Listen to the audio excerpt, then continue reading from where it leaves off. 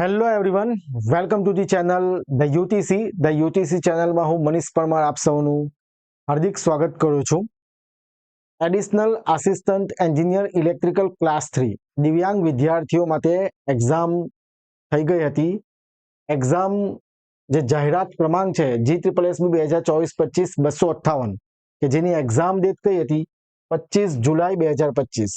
Okay, જે દિવ્યાંગ વિદ્યાર્થીઓ માટે એક્ઝામ કન્ડક્ટ થઈ હતી એનું પ્રશ્નપત્ર એટલે કે પેપર GSSB ની ઓફિશિયલ વેબસાઇટ પર મુકાઈ ગયું છે અને એ પેપરનું આપણે પાર્ટ એ જેમાં મેથ્સ અને રીઝનિંગ નું સોલ્યુશન આપતો વિડીયો આપણે અપલોડ કરી દીધો છે. 2 વિડીયો અપલોડ કરેલા છે. હવે અમુક વિદ્યાર્થીઓની કમેન્ટ આવતી હતી કે સર ટેકનિકલ પોર્શનનું પણ સોલ્યુશન કરાવો, તો આપણે ટેકનિકલ પોર્શનનું સોલ્યુશન વિડીયોમાં જોઈશું. બરાબર છે, એમાં આખું સોલ્યુશન નહીં થશે, આપણે પાર્ટ્સમાં જોઈશું કારણ કે ક્વેશ્ચનનું સોલ્યુશન પણ સમજાવવાનું હોય છે. ઓકે, તો સૌપ્રથમ જે વિદ્યાર્થીઓ ચેનલ પર નવા હોય, વિડીયો પહેલી વાર જોઈ રહ્યા હોય તો ચેનલને સબસ્ક્રાઇબ કરી દેજો અને બેલ આઇકન પ્રેસ કરી દેજો, કારણ કે જે વિદ્યાર્થીઓ જે આવનારી એક્ઝામ છે additional assistant engineer electrical class 3 advertisement number 362 એક્ઝામની તૈયારી કરી રહ્યા છે એવા વિદ્યાર્થીઓ માટે આ વિડીયો જે આ સિરીઝ છે ખૂબ જ ઉપયોગી થશે. ઓકે, વિડીયોની અંદર જે પણ આપણે MCQ જોઈશું તેનાથી તમને ફાયદો શું થશે કે તમને આઈડિયા આવશે. જો ધ્યાન રાખજો, જે ક્વેશ્ચનનું લેવલ છે તે અહીંયા ઇઝી છે. 258 નંબરની જે એડવર્ટાઇઝમેન્ટ છે જે દિવ્યાંગ વિદ્યાર્થીઓની જે એક્ઝામ થઈ હતી તે બરાબર છે. જે આવનારી એક્ઝામ છે additional assistant engineer electrical advertisement number 362 એમાં ક્વેશ્ચનનું લેવલ થોડું અપ જાય, સમજવાનું આટલી વસ્તુ. બરાબર છે, એટલે આપણે આનાથી ફાયદો શું થશે, તમને આઈડિયા આવશે કે ભાઈ આ પ્રકારના ક્વેશ્ચન પૂછાયેલા છે. બરાબર છે, એટલે એની લાઈનમાં આપણે કઈ પૂછાઈ શકે. ઓકે, તો અને જે વિદ્યાર્થીઓ આ એક્ઝામની તૈયારી કરી રહ્યા છે 362 એડવર્ટાઇઝમેન્ટ નંબર એ ઇલેક્ટ્રિકલ, એના માટે ધ યુટીસી એપ્લિકેશન પર અર્જુન બેચ અવેલેબલ છે. ઘણા વિદ્યાર્થીઓએ કોર્સ એનરોલ કરી લીધો છે, જેમાં પાર્ટ એ અને પાર્ટ બી ની ફૂલ પ્રિપેરેશન 4999 માં કરાવી દેવામાં આવશે. અને જે વિદ્યાર્થી ખાલી પાર્ટ બી ની તૈયારી કરવા માંગે છે જેની ફીસ 3999 રૂપિયા છે. ડેમો લેક્ચર પણ અવેલેબલ છે. ઘણા વિદ્યાર્થીઓ જોઈન કરી લીધું છે, એમના રિવ્યુ લો ત્યાર પછી તમે કોર્સને એનરોલ કરી શકો. ન્યુલી રેકોર્ડેડ કોર્સ છે, વેલિડિટી અપ ટુ એક્ઝામ તમને મળશે. દરેક લેક્ચરની PDF તમે ડાઉનલોડ કરી શકશો. ઓકે, અને મોબાઈલ નંબર જો વધારે માહિતી જોઈતી હોય તો મોબાઈલ નંબર 6354999091 પર તમે અમને કોલ કરી શકો. ઓકે, તો જોઈએ ટેકનિકલ પોર્શનમાં કેવા પ્રકારના ક્વેશ્ચન પૂછાયા હતા. બરાબર છે, જેમાં તમને માર્કિંગ તો આપી દીધેલું છે, જે વેટેજ સબ્જેક્ટનું. બરાબર છે, એ વેટેજને આપણે હમણાં ધ્યાનમાં, એટલે એ પ્રમાણે જ છે એમ તો, પણ આપણે ક્વેશ્ચન પર જરા વધારે ફોકસ કરીશું. ઓકે, તો first question, which of the following is a typical example of a recording type instrument? બરાબર, રેકોર્ડિંગ ટાઈપ ઇન્સ્ટ્રુમેન્ટ મેઝરમેન્ટનો ક્વેશ્ચન છે. બરાબર છે, કે રેકોર્ડિંગ ટાઈપ ઇન્સ્ટ્રુમેન્ટ નીચેનામાંથી કયું છે? Ammeter, voltmeter, strip chart recorder, thermometer. જો એમીટર અને વોલ્ટમીટર બંને ઇન્ડિકેટિંગ ઇન્સ્ટ્રુમેન્ટ છે. બરાબર, ઇન્ડિકેટિંગ ઇન્સ્ટ્રુમેન્ટ. અને થર્મોમીટર જે છે, થર્મોમીટર તો મેઝરિંગ ઇન્સ્ટ્રુમેન્ટ છે.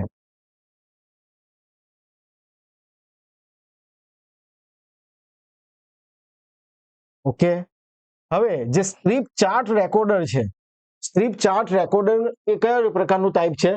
રેકોર્ડિંગ ટાઈપ ઇન્સ્ટ્રુમેન્ટ છે. Strip chart recorder is recording type instrument. Recording type, બરાબર, રેકોર્ડિંગ ટાઈપ ઇન્સ્ટ્રુમેન્ટ. એટલે option C is our right answer. હવે સ્ટ્રીપ ચાર્ટ રેકોર્ડર જે ઇન્સ્ટ્રુમેન્ટ છે એમાં શું હોય કે various quantities like current, voltage, temperature with respect to time, ટાઈમની સાથે જે ચેન્જ થાય છે તેને એક પેપર રોલ કે જેને આપણે સ્ટ્રીપ ચાર્ટ, બરાબર છે, સ્ટ્રીપ ચાર્ટ કહીએ, પેપર રોલ, એની ઉપર સિગ્નલના ફોર્મમાં પ્લોટ કરતું જાય છે. બરાબર, ગ્રાફ શું થાય, સિગ્નલના ફોર્મમાં પ્લોટ કરતું જાય, એટલે કેટલો વોલ્ટેજ છે, કેટલો કરંટ છે એ તમને ગ્રાફના ફોર્મમાં તમને રેકોર્ડ થતું જશે.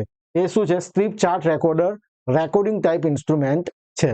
બરાબર, હવે અહીંયા એની જરા સર્કિટ જો અહીંયા બતાવેલું છે મેં, બેઝિક સ્ટ્રીપ ચાર્ટ રેકોર્ડર આ રીતના પેપર પર આ રીતના પ્લોટ કરતું જાય અને આ રીતનું દેખાય. આ રીતના પેપર રોલ હોય ને એની ઉપર આ રીતના રેકોર્ડિંગ થતું હોય. સમજાય છે વાતમાં? જે પણ તમારી ક્વોન્ટિટીઝ છે, જેમ કે વોલ્ટેજ, કરંટ, ટેમ્પરેચર ટાઈમ સાથે જે ચેન્જ થશે એને રેકોર્ડ કરતું જશે પેપર પર, ગ્રાફ પેપર પર. સમજાય છે વાતમાં? સ્ટ્રીપ ચાર્ટ રેકોર્ડરનું આ બ્લોક ડાયાગ્રામ અહીંયા મૂકેલ. Next question, the armature core of a DC generator is laminated to. બરાબર? તો આર્મેચરનું જે કોર છે, આર્મેચર કોર ઓફ ડીસી જનરેટરનું જે આર્મેચર કોર છે એને લેમિનેટ કરવામાં આવે. બરાબર? તો લેમિનેટ એટલે શું? આ રીતના સમજાય? આમ એક સ્ટ્રીપ છે તેને ગોઠવીને આ રીતના લેમિનેટેડ કરી, સ્ટેક કરીએ, એનાથી થશે શું થશે? Increase mechanical strength? નો.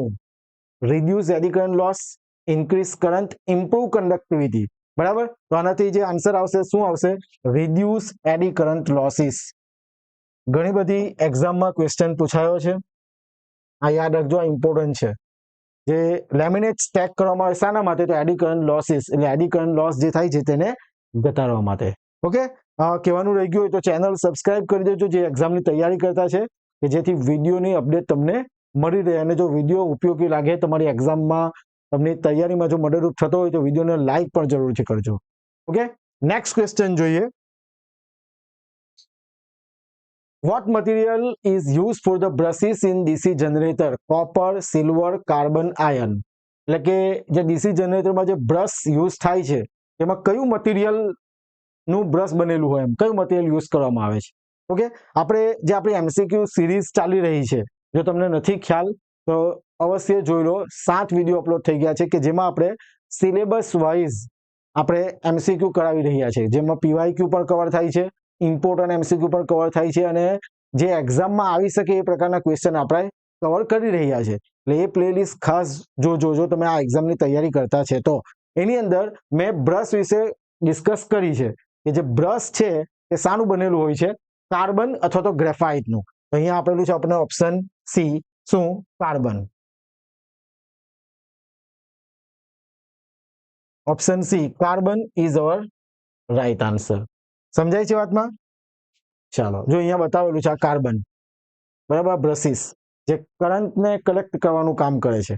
ઓકે, આ રીતના ખ્યાલ આવે વાતમાં? એટલે બ્રશ જે છે તે શાના બનેલા છે? કાર્બન અથવા તો ગ્રેફાઇટના.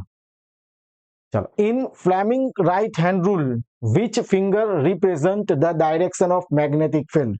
એકદમ સિમ્પલ ક્વેશ્ચન કહેવાય આ બધા, કે બ્રશ શાનું બનેલું છે, બરાબર છે, શા માટે લેમિનેટ સ્ટેક કરવામાં આવે. પણ મેં તમને કીધું તેમ દિવ્યાંગ વિદ્યાર્થી ભાઈ બહેનોની એક્ઝામ હતી એટલા માટે આ પ્રકારના ક્વેશ્ચન છે, પણ આનાથી લેવલ ઊંચું આવશે, આ ધ્યાન રાખવાનું છે.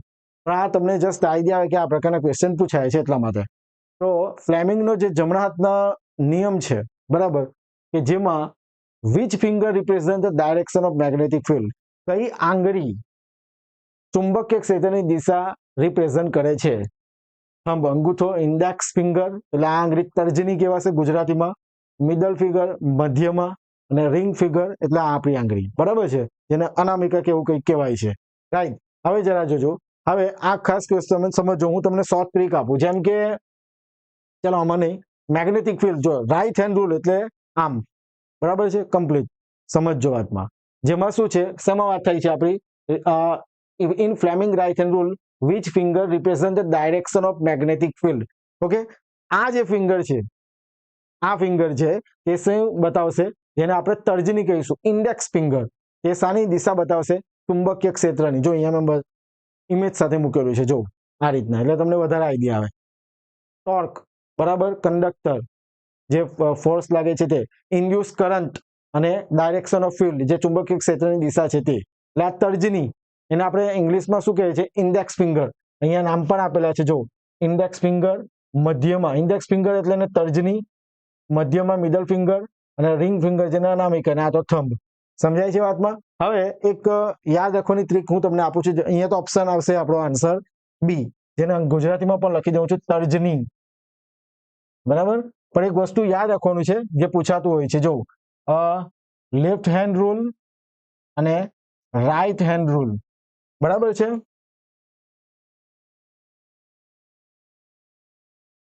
Left hand rule, right hand rule. તો આની અંદર જરા જોજો,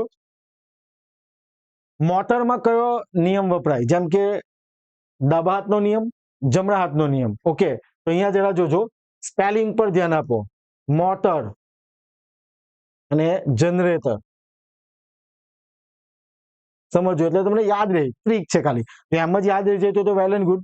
ચલો, મોટરમાં કેટલા આર છે સમજો વાતમાં. અહીંયા કેટલા આર છે? અહીંયા એક આર છે. તો તમને જ્યાં એક આર દેખાતું હોય, જેમ કે અહીંયા LHR, ડાબા હાથનો નિયમ, લેફ્ટ હેન્ડ રૂલ. અને જનરેટરમાં કેટલા આર છે? 2 આર. તો જમણા હાથનો નિયમ, રાઈટ હેન્ડ રૂલ. આ રીતે યાદ રાખજો. સમજાય છે વાતમાં? લેફ્ટ હેન્ડ રૂલ મોટર અને રાઈટ હેન્ડ રૂલ જનરેટર. અહીંયા 2 આર છે એટલે RH અને એક આર છે એટલે LHR. L એટલે લેફ્ટ અને R એટલે રાઈટ. સમજાય છે વાતમાં? એટલે Fleming right hand rule, right hand rule આમ સમજાય છે વાતમાં? રાઈટ હેન્ડ રૂલમાં જે આ ફિંગર શું બતાવે? ચુંબકીય ક્ષેત્રની દિશા. ઓકે, ત્યાર પછી આ કરંટ જે ઇન્ડ્યુસ થાય છે તે, અને આ જે કંડક્ટર જે ફરે છે તે. ઓકે, આ વસ્તુ થયું રાઈટ હેન્ડ રૂલનું. Next question, what type of losses in a DC motor vary with the square of the load current? એટલે કે I²R એમ, I²R બરાબર છે. તો એ કયો આવશે? Iron loss, friction loss, windage loss, copper losses. એવું કહે છે કે ડીસી મોટરમાં જે કરંટ વિદ્યુત પ્રવાહના વર્ગના પ્રમાણમાં કયો લોસીસ હોય છે? તો કયો આવશે? Copper losses. બરાબર છે, તાંબા લોસ કહેવાય છે તે, copper losses. Next question, when a DC motor is just switched on, the back EMF is. Back EMF નું ફોર્મ્યુલા શું છે? Back EMF EB is equal to P phi NZ by 60A. જે આપણે MCQ series જો તમે follow કરતા હોય તો એમાં મોસ્ટ ઓફ MCQ આના બેઝિસ પર આવે છે. મેં તમને એમાં કીધું પણ છે કે આ ફોર્મ્યુલા તો આવડવું જ જોઈએ. હવે શું કહે છે કે DC motor just switch on, ત્યારે સિમ્પલ વસ્તુ છે કે જ્યારે ડીસી મોટર આપણે સ્ટાર્ટ કરી છે, સ્વિચ ઓન થાય છે, તો સ્પીડ કેવી હોય? 0 હોય. સ્પીડ કેવી હોય? 0 એટ ધી સ્ટાર્ટિંગ મોમેન્ટ પર સ્પીડ કેવી હોય છે? 0. જો સ્પીડ 0, બેક EMF પર શું થઈ જશે? 0. એટલે આપણો આન્સર આવશે ઓપ્શન બી, 0. જ્યારે ડીસી મોટર સ્ટાર્ટ કરીએ છીએ ત્યારે બેક EMF કેટલો હોય છે? 0. આ એનું રીઝન. નેક્સ્ટ ક્વેશ્ચન જોઈએ. For parallel operation of two single phase transformers, બે સિંગલ ફેઝ ટ્રાન્સફોર્મરના સમાંતર ઓપરેશનમાં what condition regarding polarity is essential? પોલારિટીને રિસ્પેક્ટમાં કઈ કન્ડિશન જરૂરી છે? they must have opposite polarities, વિરુદ્ધ પોલારિટી હોવી જોઈએ. they must have the same polarity, સરખી પોલારિટી હોવી જોઈએ. polarity does not matter, parallel ઓપરેશનમાં પોલારિટી મેટર કરતી નથી. one should be additive, the other subtract. એડ થવું જોઈએ, માઇનસ થવું જોઈએ, એટલે કે સબટ્રેક્ટ થવું જોઈએ. તો આનો આન્સર આવશે they must have same polarity.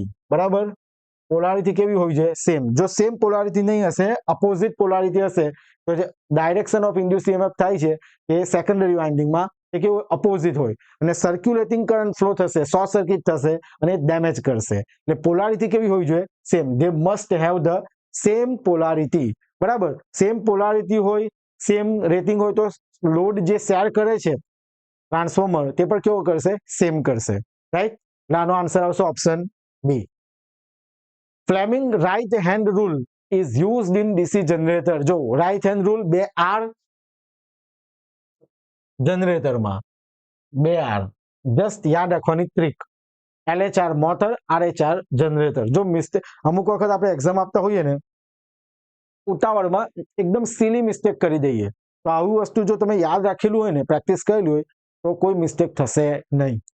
Fleming right hand rule used in DC generator to find out direction of. જો જનરેટરમાં કેવું હોય, જે ટર્બાઇન હોય, બરાબર, એ ફરે ચુંબકીય ક્ષેત્રની, આ જેમ કે તર્જની છે, બરાબર છે, એને આપણે ઇન્ડેક્સ ફિંગર કહીએ છીએ.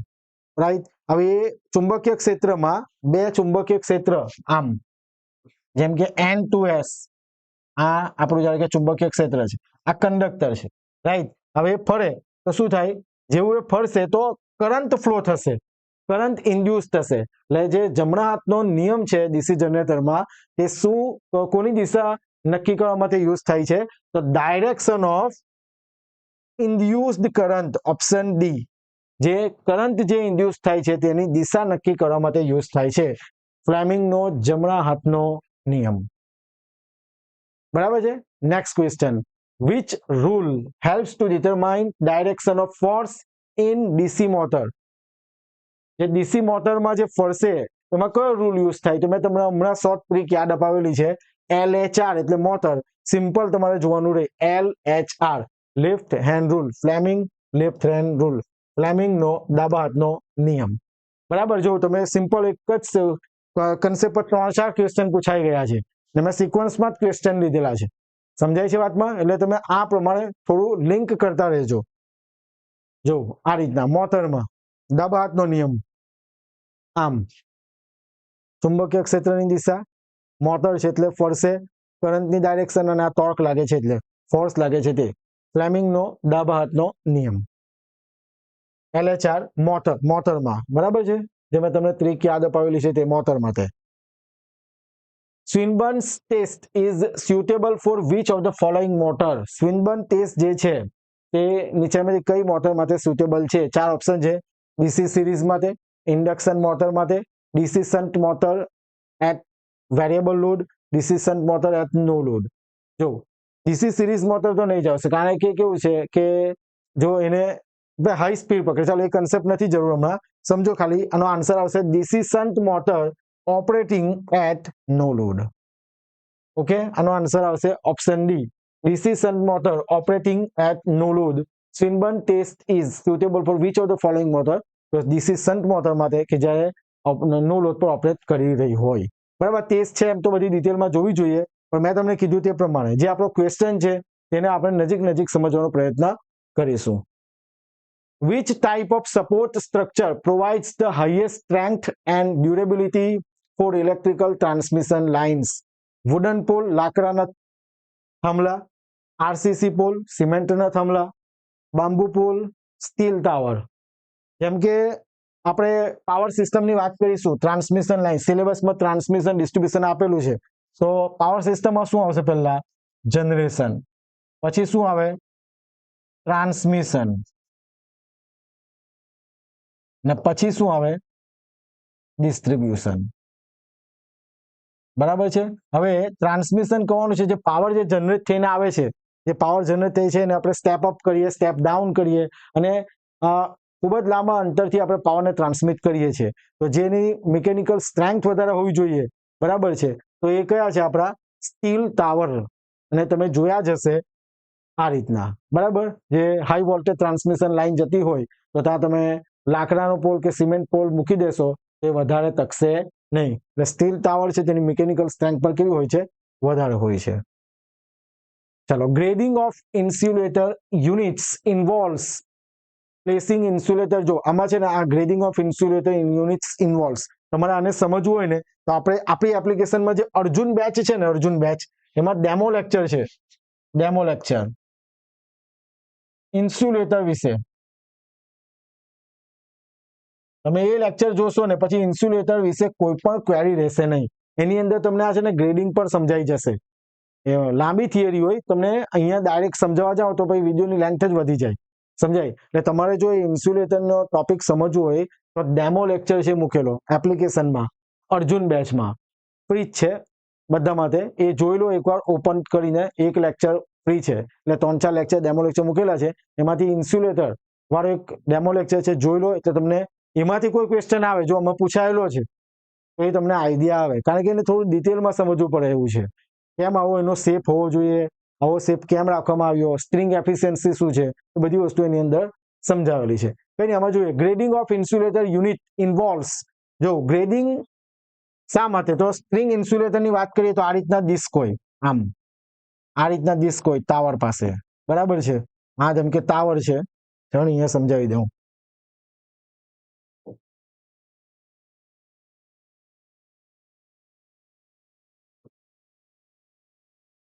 આ રીતના ડિસ્ક હોય,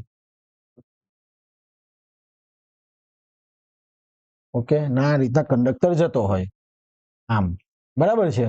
હવે શું હોય કે જે ઇન્સ્યુલેટર જે ડિસ્ક છે, બરાબર, એ શા માટે? તો કેપેસિટન્સ ક્રિએટ કરે. સમજો વાતમાં, જેમ કેપેસિટન્સ એટલે શું કે બે પ્લેટ અને વચ્ચે ડાઇલેક્ટ્રિક મીડિયમ, એટલે કેપેસિટન્સ આ રીતના ક્રિએટ થાય. તો અહીંયા તમને વિઝિબલ નથી, સમજો વાતમાં, ઇનવિઝિબલ કેપેસિટર પ્રોડ્યુસ થશે. એના લીધે શું હોય? અનઇક્વલ વોલ્ટેજ ડિસ્ટ્રીબ્યુશન થાય આખી ઇન્સ્યુલેટર ડિસ્ક પર, તો આપણે કેપેસિટન્સની જે ડિસ્ક છે તે ગ્રેડિંગ કરીને આપણે વોલ્ટેજ જે ડિસ્ટ્રીબ્યુટ થવો જોઈએ તે ટ્રાય એવી કરીએ કે ઇક્વલ વોલ્ટેજ ડિસ્ટ્રીબ્યુટ થાય. કેમ આવું? કારણ કે લાઇન વોલ્ટેજ જો અહીંયાથી જે કંડક્ટર જાય હાઈ વોલ્ટેજ પર હોય તો એની નજીકની જે ડિસ્ક હોય તેમાં હાઈ વોલ્ટેજ હોય તો એ ડેમેજ થઈ શકે. એટલે આપણે શું કરીએ કે ઇક્વલ વોલ્ટેજ ડિસ્ટ્રીબ્યુશન થાય, એના માટે કન્સેપ્ટ છે આખું. બરાબર, આ તો જસ્ટ તમને ઇમેજથી બતાવું એટલે તમને વધારે ખ્યાલ આવે. ગ્રેડિંગ જે કરીએ છીએ તો શું, તો placing insulator of the same type of different height using insulator of different capacitances in the string. સમજાય છે વાતમાં? મેં કીધું તે પ્રમાણે કે કેપેસિટન્સ પ્રોડ્યુસ થશે જે દેખાતો નથી, ઇનવિઝિબલ હોય, પણ એ એક વોલ્ટેજ જે ડિસ્ટ્રીબ્યુશન ઇક્વલી થવું જોઈએ એનામાં મદદરૂપ થશે, એટલે ગ્રેડિંગ કરવામાં આવે. ચાલો, the number of disc in a suspension insulator strings depends on the which of the following. જે ડિસ્ક છે જે સસ્પેન્શન ટાઈપ ઇન્સ્યુલેટર એ ડેમો લેક્ચર જરૂરથી જોજો, તમને પરફેક્ટ ખ્યાલ આવશે. આ બધી વસ્તુ અહીંયા નહીં સમજાવાશે ડિટેલમાં, પણ એ તમે જુઓ એકવાર એટલે તમને પરફેક્ટ ખ્યાલ આવે.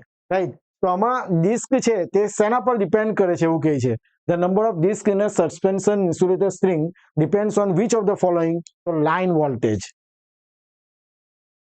અહીંયા તો ખાલી પૂછી લીધું કે ડિસ્ક શેના પર ડિપેન્ડ કરે છે, તો કે ભાઈ લાઇન વોલ્ટેજ પર. પણ આવો સિમ્પલ ક્વેશ્ચન આવવાનો નથી, આટલું જરા ધ્યાન રાખજો. એને ડિટેલમાં તમારે કરવું પડશે. સારી પોસ્ટ છે કે જે પોસ્ટ છે, પોઝિશન છે additional assistant engineer electrical class 3 ની, એ સારી પોઝિશન છે. તો લેવલ થોડું જશે, થોડા ક્વેશ્ચન લેવલના હશે, એટલે તમારે બધી વસ્તુ સમજવી પડશે. ડાયરેક્ટ મગજ કરીને જશો એનો કોઈ મિનિંગ નથી. આનો આન્સર આવશે line voltage. Due to Ferranti effect the receiving end voltage is. ફેરાન્ટી ઇફેક્ટને લીધે જે રિસીવિંગ એન્ડ વોલ્ટેજ જે મળે છે તે less than the sending end voltage, જે વોલ્ટેજ સેન્ડ કરે છે એના કરતા ઓછો છે. Equal the sending end voltage, એના જેટલો જ છે. ઓલવેઝ ઝીરો હોય. Greater than the sending end voltage, જે સેન્ડિંગ એન્ડ વોલ્ટેજ છે એના કરતા વધારે હોય. એટલે સિમ્પલ આપણે આ વાત કરીએ, જો સમજો વાતમાં. આ સેન્ડિંગ એન્ડ વોલ્ટેજ VS અને આ રિસીવિંગ એન્ડ વોલ્ટેજ VR. તો બધાને ખ્યાલ છે કે ભાઈ 10 જેટલો વોલ્ટેજ મોકલીએ, ધારો કે ઉદાહરણ કરીએ, તો લોસને લીધે અહીંયા કેટલા પહોંચે છે કે ભાઈ 9 વોલ્ટ. પણ ફેરાન્ટી ઇફેક્ટમાં એવું કહે છે કે રિસીવિંગ એન્ડ વોલ્ટેજ, જે અંતમાં જે વોલ્ટેજ મળે છે તે સેન્ડિંગ એન્ડ વોલ્ટેજ કરતા કેવું હોય, ગ્રેટર હોય. Greater than the sending end voltage, એટલે કે VR is greater than VS, receiving end voltage, sending end voltage. તમે કહેશો કે 10 વોલ્ટ મોકલીએ, અહીંયા 12 વોલ્ટ વળી કઈ રીતના થઈ જાય, વોલ્ટેજ કેવી રીતના વધી જાય? આ જ ઇફેક્ટ છે ફેરાન્ટી ઇફેક્ટ. એ ચાર્જિંગ કરંટને લીધે થાય. સમજો વાતમાં, ચાર્જિંગ કરંટને લીધે થશે. બરાબર, એને કમ્પેન્સેશન કરવાની પણ ટેકનિક છે. અર્જુન બેચના પાવર સિસ્ટમમાં પરફેક્ટ સમજાવેલું છે. મેં તમને કીધું તે પ્રમાણે આખી થિયરી હોય, એને પરફેક્ટ સમજવી પડે કે આવું કેમ થાય. પણ હું તમને અહીંયા ખાલી જસ્ટ સોલ્યુશન આપું કે ફેરાન્ટી ઇફેક્ટ એટલે શું, જે રિસીવિંગ એન્ડ વોલ્ટેજ છે તે સેન્ડિંગ એન્ડ વોલ્ટેજ કરતા વધી જાય. એટલે ઉદાહરણ તરીકે કેવી રીતના કેવું હોય કે 10 વોલ્ટેજ તમે મોકલો છે પણ મળે કેટલા છે તમને 12, એમ. એને કહેવાય Ferranti effect. What is the disadvantage of HVDC transmission compare to HVAC for short distance? જો શોર્ટ ડિસ્ટન્સમાં તે તમારે DC નું AC માં કરો, AC નું ફરીથી DC માં કરો, જે કન્વર્ઝન છે એ તમારે મોંઘું પડે. એકચ્યુઅલી HVDC તમને લાંબા અંતર માટે ખૂબ જ યુઝફુલ છે, એમાં લોસ પણ થતું નથી.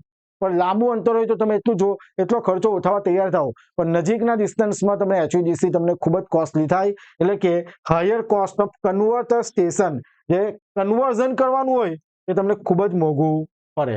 એટલે સ્મોલ ડિસ્ટન્સ માટે HVDC કેવું છે, HVDC ટ્રાન્સમિશન કેવું હોય, ડિસએડવાન્ટેજ આપે, જે તમને શું છે, ખર્ચો વધારી દેશે. શાનો? કે ભાઈ કન્વર્શનનો, જે AC to DC, DC to AC, બરાબર છે એનું. તો આનો રાઈટ આન્સર આવશે option D, higher cost of converter stations. Okay, તો આ વિડીયોમાં આપણે 15 ક્વેશ્ચન લીધા છે. મેં તમને કીધું તે પ્રમાણે બધા ક્વેશ્ચન એક સાથે નહીં લેવાશે.